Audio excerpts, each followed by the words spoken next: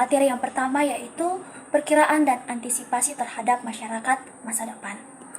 Pendidikan tidak hanya berfungsi sebagai sarana untuk memperoleh pengetahuan saja, tetapi juga sebagai jembatan untuk menciptakan individu yang siap berkontribusi dalam masyarakat yang semakin terhubung dan juga kompleks. Nah, pendidikan masa depan harus mampu beradaptasi dan berinovasi agar dapat memenuhi tantangan atau tuntutan yang akan dihadapi oleh masyarakat masa depan. Nah, perkiraan terhadap masyarakat masa depan dalam dunia pendidikan menunjukkan bahwa dunia pendidikan akan dipengaruhi oleh beberapa faktor yang akan membentuk sistem pendidikan yang lebih responsif, terhubung dan relevan dengan tuntutan global. Nah, berikut adalah faktor-faktor yang terhubung dengan realitas sehari-hari. Yaitu yang pertama adalah globalisasi dalam pendidikan. Nah, di masa depan, pendidikan akan menjadi semakin terhubung secara global. Contohnya, seorang siswa dari negara Indonesia dapat berkolaborasi dengan siswa yang berada di negara-negara lain, contohnya seperti di Korea atau juga di Filipina, hanya dengan bantuan teknologi. Selain itu, dengan adanya globalisasi, standar pendidikan di berbagai negara akan semakin seragam atau sama.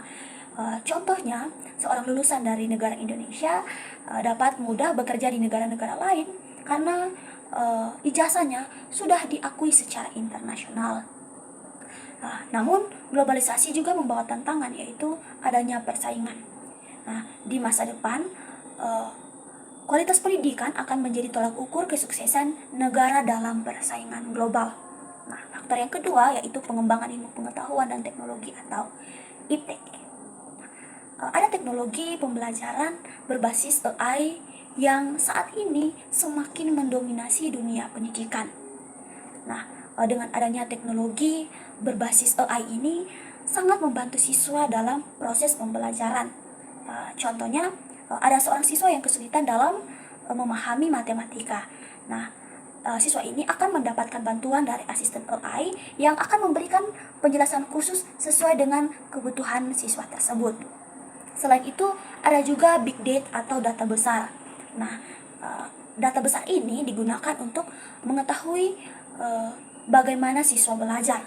Nah, dengan adanya data ini, guru akan mengetahui siswa mana yang membutuhkan lebih banyak bimbingan dan materi apa saja yang perlu diperdalam dalam proses pembelajaran. Faktor yang ketiga yaitu arus komunikasi. Nah, di masa depan tidak akan ada lagi kendala akses terhadap informasi karena adanya internet. Dengan internet yang semakin cepat dan mudah dijangkau, siswa yang tinggal di pelosok atau yang tinggal di daerah-daerah terpencil akan bisa dengan mudah mengakses sumber belajar yang sama dengan siswa-siswa yang tinggal di kota besar. Nah, hal ini akan menciptakan kesetaraan dalam pendidikan, di mana semua orang bisa mendapatkan pengetahuan yang berkualitas tanpa terkendala lokasi atau tempat di mana mereka tinggal.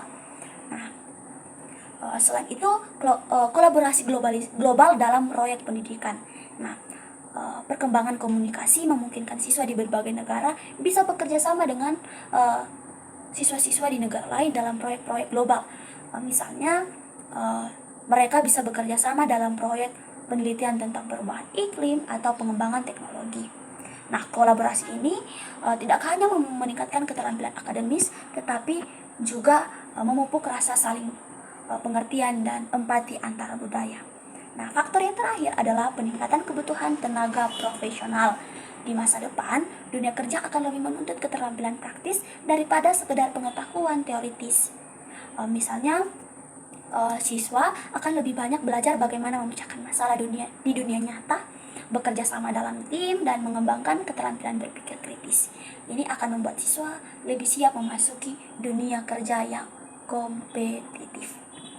Berikut adalah upaya mengantisipasi terhadap masyarakat masa depan dalam bidang pendidikan. Nah, perubahan yang cepat dalam bidang teknologi, ekonomi, dan dinamika sosial menuntut sistem pendidikan untuk terus beradaptasi.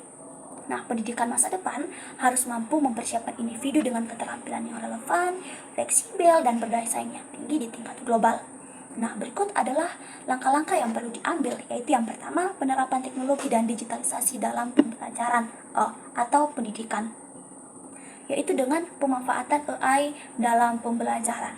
Nah, AI akan menjadi salah satu alat penting dalam menciptakan pengalaman belajar yang lebih personal dan juga efektif.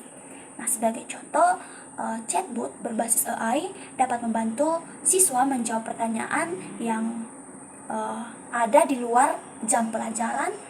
Selain itu, membantu siswa memahami topik yang rumit serta memberikan rekomendasi materi tambahan untuk siswa. Langkah yang kedua yaitu reformasi kurikulum untuk keterampilan abad 21, yaitu dengan kurikulum masa depan harus menekankan keterampilan berpikir kritis dan analisis. Nah, siswa perlu dilatih untuk mengevaluasi informasi, memecahkan masalah kompleks, dan beradaptasi dengan situasi yang terus berubah. Kemampuan ini akan menjadi kunci dalam dunia kerja yang sebagian besar tugas rutin untuk digantikan oleh otomatisasi. Selain itu juga pembelajaran tidak hanya fokus pada teori saja, tetapi juga pada penerapan langsung di dunia nyata. Contohnya, siswa dapat terlibat dalam proyek pengembangan solusi untuk masalah lingkungan atau sosial. Nah, pendekatan ini mereka akan mengembangkan keterampilan praktis dan relevan dengan kebutuhan masyarakat. Langkah yang ketiga yaitu pembelajaran seumur hidup atau lifelong learning. Nah, pembelajaran seumur hidup ini di era perubahan teknologi yang cepat, pembelajaran tidak hanya berhenti atau lulus di sekolah saja. Pembelajaran sepanjang hayat memungkinkan individu untuk terus memperbaharui keterampilan mereka, memastikan mereka tetap relevan dalam dunia kerja. Dan yang keempat yaitu meningkatkan inklusif dan akses pendidikan. Nah, itu dapat upayanya atau langkah-langkah yang perlu diambil yaitu mengatasi kesenjangan digital. Nah, kesenjangan digital tetap menjadi masalah di banyak negara, terutama di daerah terpencil. Untuk mengatasi hal ini, pemerintah dan juga sektor swasta harus menyediakan akses internet yang merata dan perangkat teknologi yang terjangkau. Nah, ini akan memastikan bahwa semua siswa tanpa terkecuali memiliki kesempatan yang sama untuk atau dalam mendapatkan pendidikan berkualitas.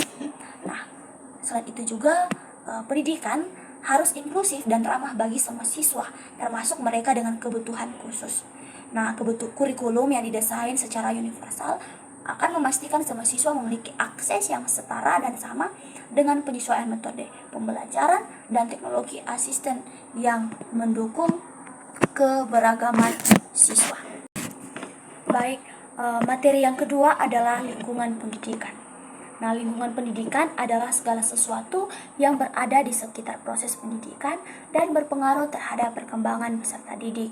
Nah, lingkungan ini mencakup seluruh aspek yang dapat mendukung atau mempengaruhi proses belajar, baik secara langsung maupun tidak langsung. Nah, lingkungan pendidikan ini memiliki peranan penting dalam menciptakan proses belajar yang positif. Lingkungan pendidikan ini memiliki fungsi yang sangat beragam, yaitu yang pertama, menyediakan sumber belajar. Nah, lingkungan pendidikan yang baik akan menyediakan berbagai sumber belajar. Contohnya seperti buku, laboratorium, perpustakaan, dan fasilitas penunjang lainnya. Dengan adanya sumber belajar yang memadai, proses belajar mengajar bisa berlangsung dengan lebih efektif. Yang kedua adalah memotivasi siswa. Nah, lingkungan pendidikan yang menyenangkan, nyaman, dan inklusif akan memotivasi siswa untuk belajar dengan lebih baik. Contohnya, jika ada teman-teman yang perhatian dan guru yang mendukung, maka siswa akan merasa lebih termotivasi untuk belajar. Baik, yang ketiga yaitu mengoptimalkan interaksi siswa dan juga guru. Nah, interaksi antar siswa dan guru ini sangat penting dalam proses pembelajaran. Nah, lingkungan pendidikan yang baik harus dapat mengoptimalkan interaksi antara siswa dan guru sehingga tercipta hubungan yang baik dan saling mendukung. Yang terakhir adalah mendorong kreativitas dan inovasi. Nah, lingkungan pendidikan yang baik juga harus mendorong siswa untuk mengembangkan kreativitas dan inovasi dalam proses pembelajaran. Nah, berikut adalah penjelasan tentang jenis lingkungan pendidikan yang ditemui dalam proses pembelajaran. Itu yang pertama, lingkungan keluarga atau pendidikan informal. Nah, lingkungan keluarga adalah lingkungan pertama dan utama bagi peserta didik. keluarga memberikan pendidikan yang bersifat informal, di mana anak-anak belajar melalui interaksi sehari-hari dengan orang tua dan anggota keluarga lainnya.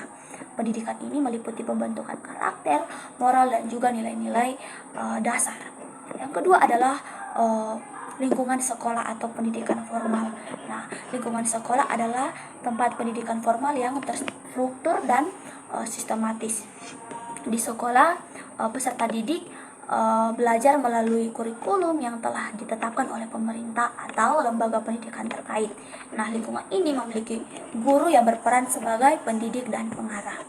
Yang ketiga adalah lingkungan masyarakat atau pendidikan non formal.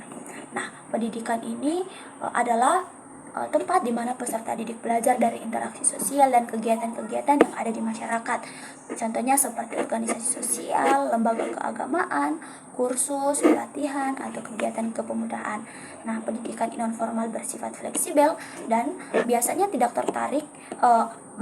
biasanya tidak terikat dengan aturan atau kurikulum yang ketat seperti di sekolah. Yang keempat adalah lingkungan virtual.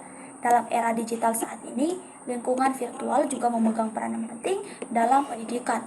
Nah, dengan adanya teknologi internet, siswa dapat mengakses berbagai informasi dan sumber belajar secara online. Dan yang terakhir adalah lingkungan alam. Nah, lingkungan alam juga dapat menjadi lingkungan pendidikan yang penting. Melalui kegiatan di alam terbuka, siswa dapat belajar tentang lingkungan hidup dan memperoleh pengalaman yang berharga. Baik, materi yang ketiga adalah aliran-aliran pendidikan.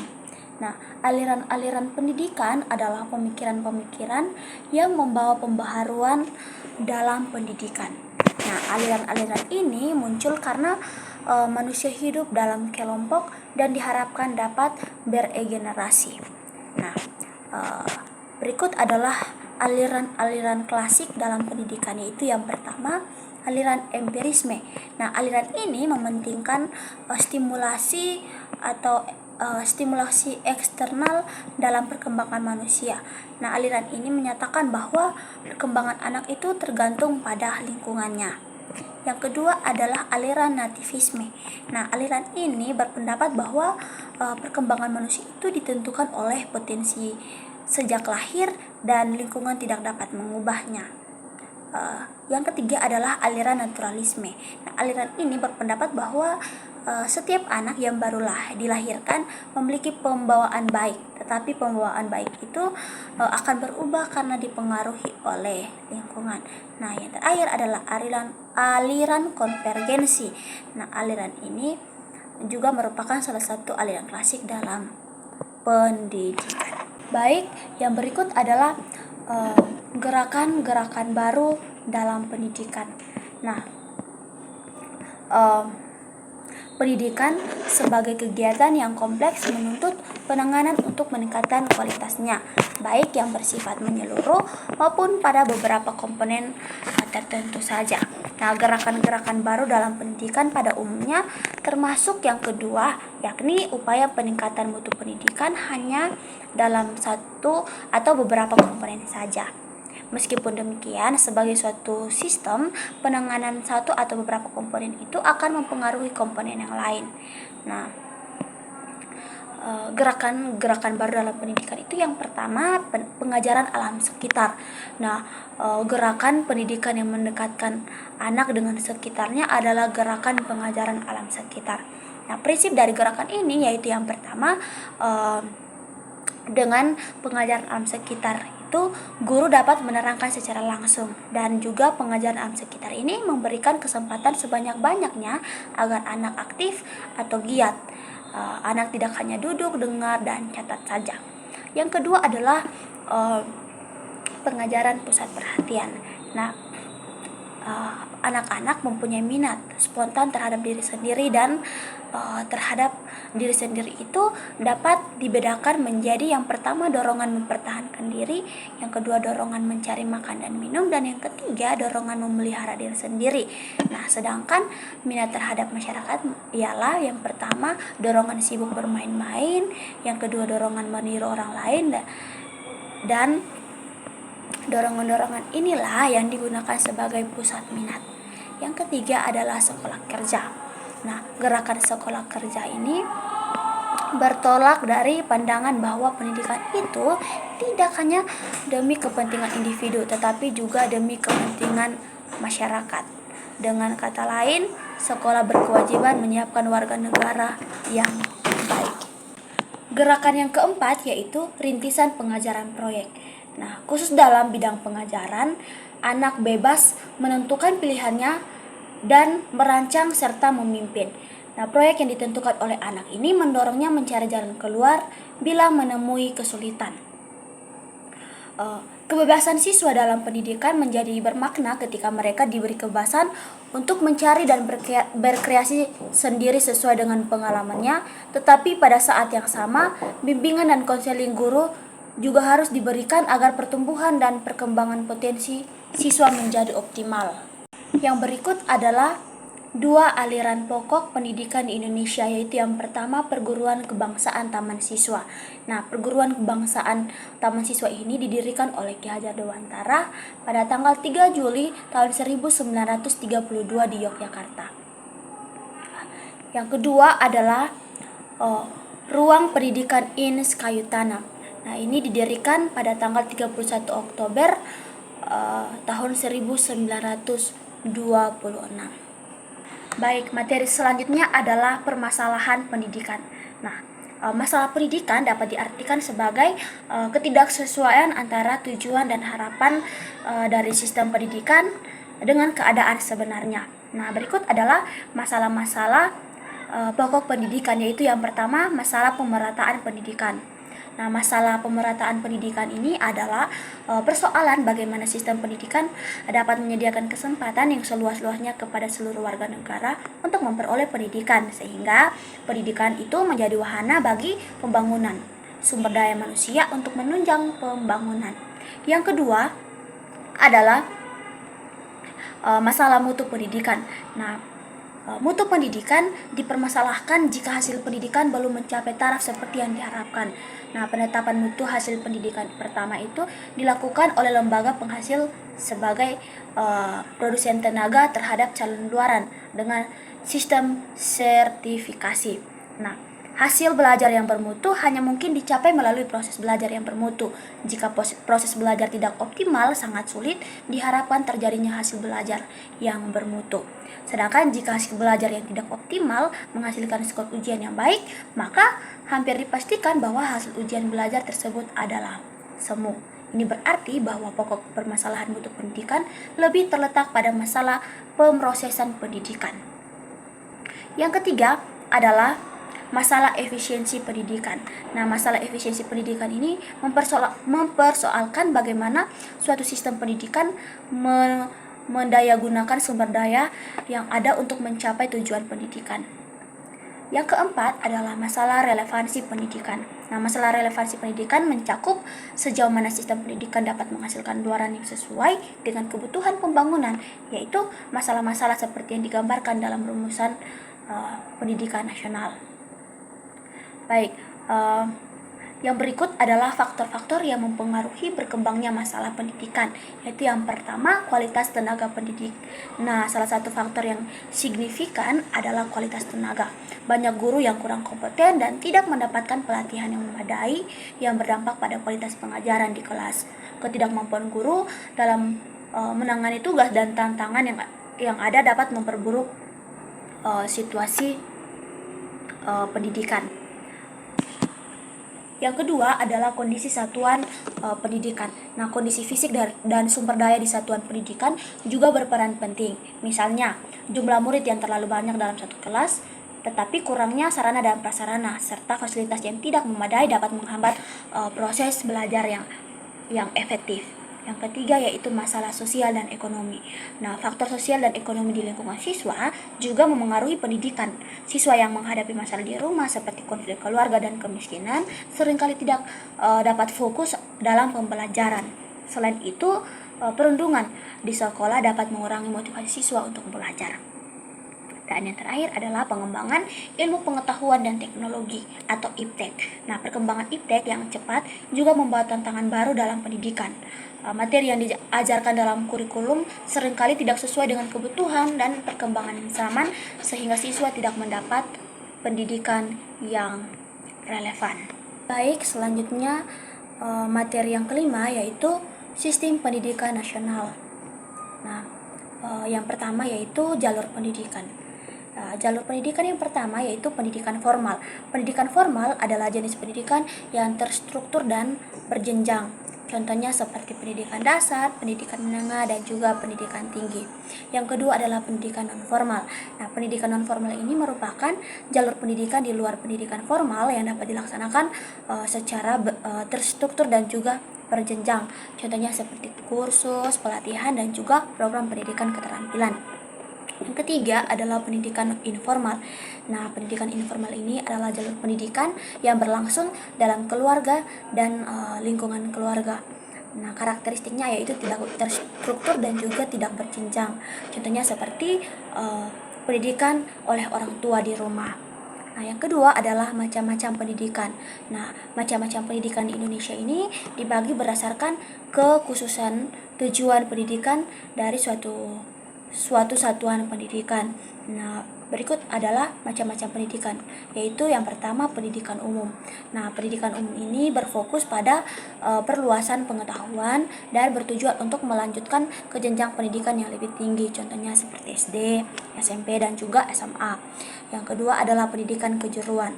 Nah, pendidikan kejuruan ini berfokus pada keterampilan praktis yang bertujuan untuk mempersiapkan peserta didik bekerja dalam bidang tertentu, contohnya seperti SMK. Yang ketiga adalah pendidikan akademik. Nah, pendidikan akademik ini berfokus pada penguasaan disiplin ilmu pengetahuan tertentu dan bertujuan untuk pengembangan keilmuan. Contohnya seperti program sarjana dan prasarjana. Nah, yang keempat adalah pendidikan profesi.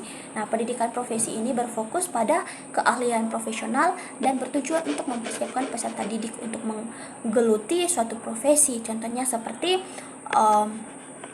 program profesi dokter, program profesi guru, dan lain sebagainya. Yang kelima adalah pendidikan vokasi. Nah, pendidikan vokasi ini berfokus pada keahlian terapan dan bertujuan untuk mempersiapkan peserta didik untuk memiliki pekerjaan dengan keahlian spesifik, contohnya seperti program diploma. Nah, yang keenam adalah pendidikan khusus. Nah, pendidikan khusus ini berfokus pada kebutuhan khusus peserta didik dan bertujuan untuk memberikan pendidikan yang sesuai untuk peserta didik dengan kebutuhan khusus, contohnya seperti sekolah luar biasa atau SLB. Nah, yang ketujuh adalah pendidikan keagamaan.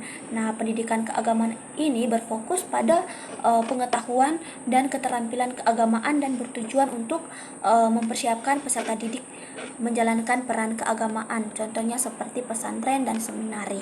Yang terakhir adalah pendidikan layanan khusus. Nah, pendidikan layanan khusus ini berfokus pada proses didik di daerah terpencil atau terdampak bencana alam dengan bertujuan untuk memberikan akses pendidikan dalam situasi khusus, contohnya seperti program pendidikan darurat.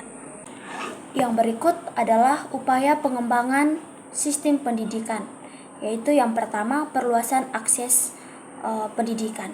Upaya pertama dalam pengembangan pendidikan adalah memastikan bahwa pendidikan dapat diakses oleh seluruh lapisan masyarakat. Nah, pemerintah Indonesia telah mengenalkan program-program seperti KIP dan BSM untuk memastikan bahwa anak-anak dari keluarga yang berekonomi rendah juga dapat mengakses pendidikan dengan mudah. Langkah ini telah membantu mengurangi kesenjangan dalam akses pendidikan di berbagai daerah. Yang kedua adalah peningkatan kualitas pendidikan. Nah, selain meningkatkan akses, terdapat juga upaya besar dalam meningkatkan kualitas pendidikan. Ini mencakup perbaikan kurikulum dan peningkatan pelatihan bagi para pendidik. Yang terakhir adalah pemberdayaan guru. Nah, guru merupakan ujung tombak dari pengembangan pendidikan. Oleh karena itu, memberdayakan guru dengan peningkatan kualifikasi dan kesejahteraan adalah langkah kunci, dan ini termasuk pelatihan berkelanjutan, kenaikan gaji, dan insentif lainnya yang dapat menjaga kualitas pengajaran. Baik, materi yang terakhir yaitu pendidikan dan pembangunan. Pendidikan dan pembangunan adalah dua hal yang saling terkait dan tidak dapat dipisahkan. Pendidikan yang baik akan menghasilkan individu yang memiliki pengetahuan, keterampilan, dan sikap yang positif yang diperlukan untuk menghadapi tantangan dalam pembangunan. Sebaliknya, pembangunan yang berkelanjutan memerlukan dukungan dari masyarakat yang terdidik, terampil, dan mampu beradaptasi dengan perubahan zaman. Nah, berikut adalah esensi dan sumbangan dalam pendidikan. Itu yang pertama, esensi pendidikan. Nah, esensi pendidikan ini terdiri atas pengembangan sumber daya manusia, pemberdayaan individu, inovasi dan kreativitas, dan kesetaraan dan keadilan sosial. Yang kedua adalah esensi pembangunan, terdiri dari peningkatan kualitas hidup, pertumbuhan ekonomi berkelanjutan, keadilan dan partisipasi, dan ketahanan masyarakat. Nah, hubungan antara pendidikan dan pembangunan yaitu yang pertama, pendidikan sebagai motor pembangunan, yang kedua pembangunan mendukung pendidikan, yang ketiga sinergi untuk tujuan bersama, dan yang keempat itu adalah tantangan esensi dan sumbangan dalam pendidikan. Itu ada keterbatasan akses pendidikan, ketidakmampuan ekonomi, kesenjangan digital, dan yang kelima adalah upaya dalam mengatasi tantangan esensi dan sumbangan pendidikan, yaitu yang pertama peningkatan akses dan infrastruktur, contohnya seperti membangun sekolah di daerah terpencil serta menyediakan sarana dan prasarana seperti buku, laboratorium, dan akses internet. Cara yang kedua yaitu pengembangan kualitas guru. Itu dilakukan dengan cara melakukan program pelatihan berkala untuk meningkatkan kompetensi guru serta insentif bagi guru yang bersedia mengajar di daerah terpencil. Dan yang terakhir adalah pemberian bantuan dan beasiswa. Nah, memberikan subsidi pendidikan bagi keluarga yang kurang mampu, serta memberikan program beasiswa untuk siswa berprestasi atau dari kalangan ekonomi yang kurang mampu. Yang berikut adalah pembangunan sistem pendidikan. Nah, hubungan antara pendidikan dan pembangunan itu yang pertama, pendidikan sebagai pendorong pembangunan, yang kedua pembangunan yang mendukung pendidikan, serta adanya tantangan dalam pendidikan dan pembangunan, yaitu yang pertama ketidakmerataan akses pendidikan terutama di daerah pedesaan atau terpencil, yang kedua kualitas pendidikan yang bervariasi yang dapat berdampak pada kemampuan lulusan dalam memasuki pasar kerja, dan yang terakhir adalah pengaruh faktor sosial, budaya, dan ekonomi yang dapat menghambat partisipasi dan keberhasilan pendidikan.